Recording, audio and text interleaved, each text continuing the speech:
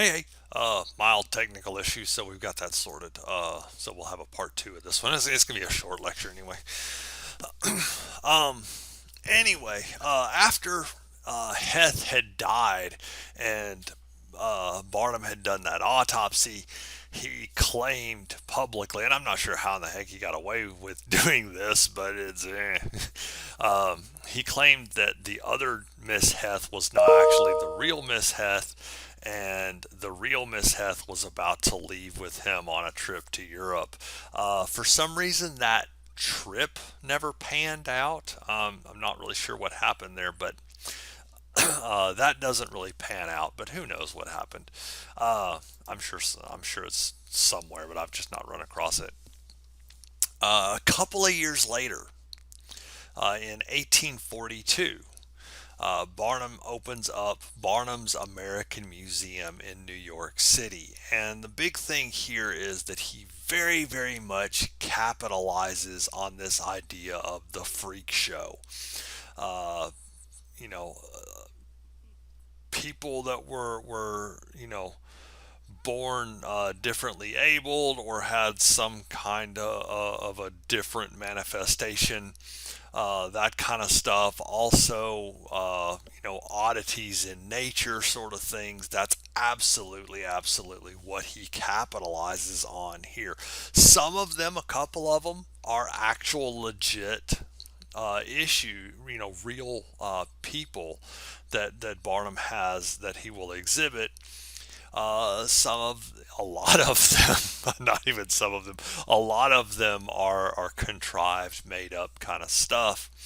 One of the big ones early on is the Fiji Mermaid. Barnum makes a huge, huge deal about people being able to come to Barnum's American Museum to see the Fiji Mermaid. That is this mermaid that was captured in the South Pacific, and oh my gosh, everybody should come and marvel at this oddity of nature.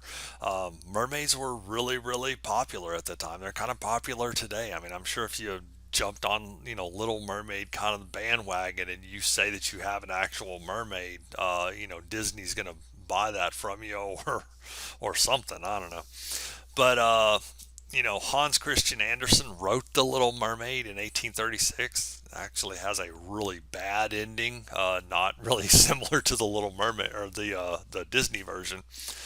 But Barnum really, really promotes this, and posts these posters all over New York City, of what he claims to be a very, very beautiful mermaid, but the one in that picture does not appear to be so. But I don't know, maybe different standards of beauty. Uh, so hangs these all over New York City though, and lots of people flock to Barnum's American Museum to see this. Next picture is a real mermaid, that similar to the one that Barnum had displayed. It's I don't know, might be a little gross for you, maybe, but anyway, I'm gonna change it. Might be gross. Uh, but what these are, though, is it's just a taxidermied, very, very dried out monkey sewn on top half of a monkey sewn onto the bottom half of a fish, and that's your Fiji mermaid. I've seen a couple of videos online of people, of taxidermists, say that they actually are willing to produce these. So it's you can get a Fiji mermaid today. I'm not sure how much they'll run you, but um, a couple of actual people, and this is not the the accepted terminology anymore. Uh, but a couple of conjoined twins, as they are referred to today. At the time, they were referred to Siamese twins because Chang and Ang were reputed to be from actual Siam. And Chang and Ang were just connected by a bit of tissue between their abdomens. There were blood vessels that ran through the tissue and stuff like that, and they could have, after they died, An autopsy determined that, yeah, it would have been not very complicated to separate them. But at the time, this is 1830s or, well, 1840s, 50s. It was seen as a very, very risky procedure to try to separate these two. What if they were connected by something that you don't know about? We don't have X-rays or MRIs or anything like that, and so Chang and Ang are going to live their entire lives connected. But it's just it's a band of tissue about that big around. Um, so they were legit, though. They were actually legitimate conjoined twins that Barnum displays them, and they made pretty decent money off of it. And so, you know, one that was not an actual legit manifestation was somebody called Zip the Pinhead. Zip the Pinhead was the stage name of an African American dude that had microcephalitis. It's just that the narrowing of the skull, and what they did was they cut Zip's hair, as you can kind of see in the photograph there. They cut Zip's hair so that it just had a little bit of hair back here on the back, so it kind of exacerbated it. And Zip the Pinhead was sold as this sort of missing link. Uh, well, we didn't actually don't talk about him in this class, but he's kind of sold as sort of the missing link. um, and he makes some pretty decent money off of that. Not a lot of money, but I mean it's a show that he can make some cash off of. So, but you know, Barnum really, really does capitalize on the freak show aspect, on oddities and stuff like that, unusual things. Like, kind of, if you go to, it's very much more, I guess, kind of politically correct, but if you go to Ripley's museums today, that's kind of the thing that Barnum was capitalizing on, these unusual people, or, things out in nature and kind of stuff.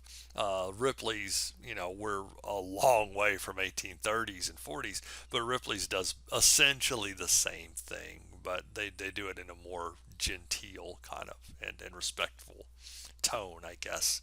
Um, one of the funnier ones that Barnum gets involved with is the so-called Cardiff Giant. Uh, this goes down in 1869. So see, we're spanning the all the time period that we've been talking about here.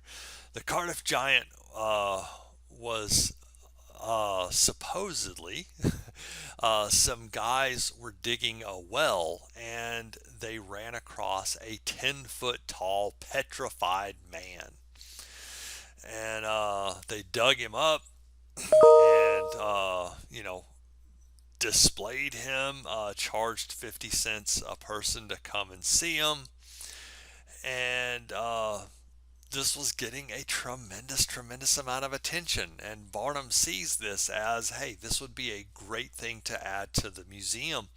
And so Barnum actually offers him $50,000 to purchase the Cardiff Giant, which was an insane amount of money at the time. I'm not really sure why they didn't just sell it, but they refused to sell it. And a number of scientists at the time were arguing that this is absolutely a fake. Even if you did have a petrified or a fossilized person, the entire person, flesh and all, isn't going to be fossilized. Your best you're going to get is a skeleton out of the thing. But the Cardiff Giant was a complete person with flesh and stuff like that. Not going to happen. So a lot of people are going to very much say this is fake. Even a guy named Orenthal Marsh, who was one of the earliest paleontologists in the United States, pops up and, this is absolutely not a credible thing, guys. Marsh has got an interesting story. Orenthal Marsh, if you want to look him up, he was involved in a thing after uh, Reconstruction called the Bone Wars. It's pretty interesting. Him and another paleontologist get into it, and they get in all kind of hijinks and stuff. So, but a lot of people are claiming that this is a fake later on. the story comes out that somebody actually commissioned a stone carver to carve this Cardiff Giant.